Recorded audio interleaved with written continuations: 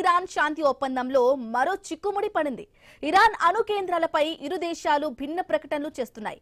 ఇప్పుడు అంతర్జాతీయ అణుశక్తి సంస్థ చీఫ్ రఫేల్ మరియానో గ్రాసీ చేసిన వ్యాఖ్యలతో ఈ అంశంపై మరింత హీటెక్కింది.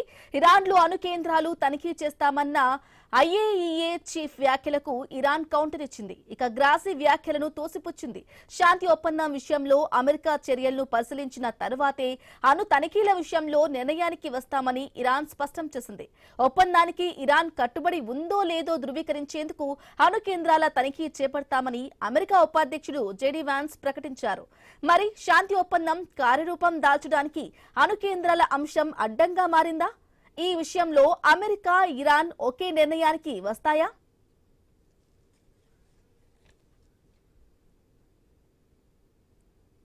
రెటిక అణు కేంద్రాలపై చిక్కుముడైతే వినడం లేదు. అసలు ఏం జరగబోతుంది? కంప్లీట్ అనాలిసిస్ అందించడానికి న్యూస్ రూమ్ నుంచి మా కొలీగ్ హిమబిందు అందిస్తారు. Himabindu, good afternoon, over to you. Very good afternoon Brahmini. America Iran మధ్య కుదిరిన తాత్కాలిక విరమణ ఒప్పందం అంటే స్విట్జర్లాండ్ లో 60 రోజుల పాటు ఈ తాత్కాలిక విరమణ ఒప్పందానికి సంబంధించి ఒక ఒప్పందం కుదిరింది. బట్ దీనికి సంబంధించి కూడా అంటే అణు తనిఖీల అంశంపై ఇరు దేశాల మధ్య అయితే ఒక ప్రచ్ఛన్నమైన యుద్ధం నడుస్తుందని మనం చెప్పుకోవాలి. అమెరికా వైస్ ప్రెసిడెంట్ అలాగే డొనాల్డ్ ట్రంప్ ఇద్దరు కూడా ఈ ఒప్పందంలో భాగంగా ఇరాన్ అణు కేంద్రాలను తనిఖీ చేయడానికి ఐఏఈ ఇన్స్పెక్టర్లను తమ దేశంలోకి ఒప్పుకుందని కూడా అటు ట్రంప్ తో పాటు జేడీ వాన్స్ ఇద్దరు కూడా ప్రకటించిన పరిస్థితి. బట్ ఈ వ్యాఖ్యలను ఇరాన్ విదేశాంగ శాఖ తీవ్రంగా కూడా ఖండించింది, తోసిపుచ్చింది. తమ అణు రంగానికి సంబంధించి ఎలాంటి కొత్త నిబంధనలను అంగీకరించలేదు. అమెరికా తదుపరి చర్యలు అంటే ముఖ్యంగా కూడా శాశ్వతంగా కూడా ఏదైతే కూడా ఆంక్షలకి తొలగింపు పూర్తిగా కూడా క్లియర్ అయితేనే మా దేశంలోని ఈ అణు ఒప్పందాలకి సంబంధించి కానీ తనిఖీలకు సంబంధించి కూడా మేము అలో చేస్తామంటూ కూడా ఇరాన్ చెప్పుకుంటున్న పరిస్థితి. బట్ ఈ రెండు దేశాలకు సంబంధించి కూడా ఒకవైపు మాటల యుద్ధం జరుగుతున్న నేపథ్యంలోనే ఇక్కడ రంగంలోకి దిగారు IAEA chief Rafale Grassi. So ఈయన ఏం చెప్తున్నారు అంటే అంతర్జాతీయ అణుశక్తి సంస్థ ఐఏఈఏ డైరెక్టర్ జనరల్ రఫేల్ ఈ వివాదంపై కూడా స్పందించి అంటే ఇరు దేశాల రాజకీయ ప్రకటనలు ఎలా ఉన్నప్పటికీ ఇరు దేశాల అధ్యక్షుల సంతకం చేసిన ఒప్పందంలో ఇరాన్ అణు పదార్థాల నిరంతర పర్యవేక్షణ కూడా ఐఏఈఏ చేతుల్లో పరిధిలోనే ఉంటుందంటూ కూడా స్పష్టంగా ఉందని ఆయన చెప్పుకుంటున్న పరిస్థితి.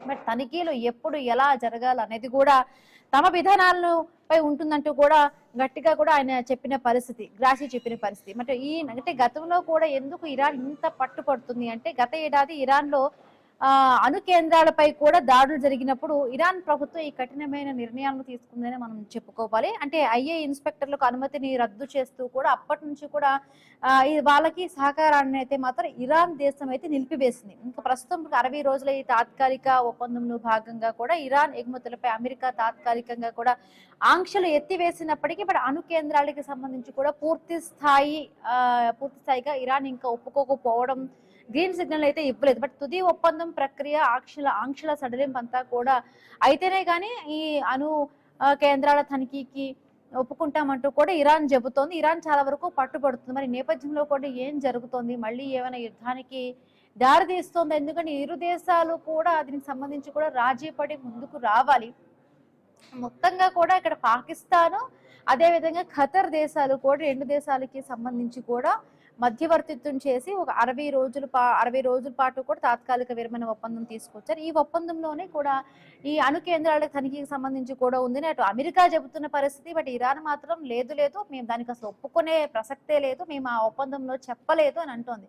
బట్ ఇవన్నీ చేసుకున్నప్పుడు కూడా ఇరాన్ అది చూడలేదా? వీళ్ళు పెట్టిన డిమాండ్కి సంబంధించి కూడా ఇరాన్ దేశం చూడలేదా? లేకపోతే ఇప్పుడు ఒప్పందానికి సంబంధించి కూడా విభేదిస్తుంది ఎందుకు అసలు? సో మాట్లాడదాము. మనతో పాటు జాయిన్ అయ్యారు విశ్లేషకులు మన్యం కోటేశ్వరరావు గారు జాయిన్ అయ్యారు. నమస్తే అండి మన్యం కోటేశ్వరరావు గారు. అంటే ఎట్లా చూడాలి ఇరాన్ అణు కేంద్రాలపై అమెరికా అదే విధంగా కూడా ఇరాన్ భిన్నమైన ప్రకటనలు చేస్తోంది.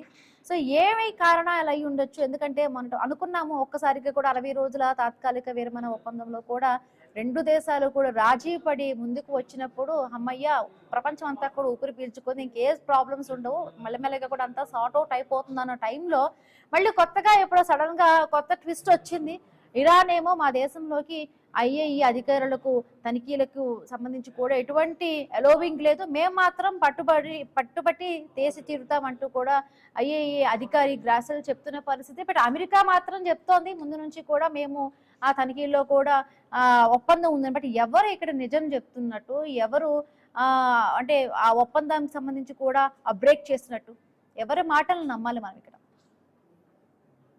ఇరాన్ అమెరికా మధ్య తాత్కాలిక ఒప్పందం కుదిరింది తప్ప పర్మనెంట్ ఒప్పందం కుదరటానికి 60 రోజుల వ్యవధి తీసుకొని ఈ 60 రోజుల్లో కొన్ని అంశాలను, అంటే అమెరికా అమలు జరిపేటువంటి కొన్ని అంశాలు, ఇరాన్ అమలు జరిపేటువంటి కొన్ని అంశాల యొక్క పురోగతిని బట్టి అంతిమంగా 60 రోజుల నాటికి ఒప్పందం చేసుకోవాలి. దానికి భద్రతా మండలి ఆమోదం పొందాలనేటువంటిది ఒప్పందంలో ఉన్నటువంటి ఒక షరతు. మరి అటువంటి అంతిమ ఒప్పందం ఖరారు కాకుండానే ఆ ఒప్పందం ఖరారు కావాలంటే మేము వెళ్ళి చూడాలి, ఇరాన్లో ఏముందో చూడాలని చెప్పేసి అమెరికా అంటే అది కుదిరేటువంటిది కాదు.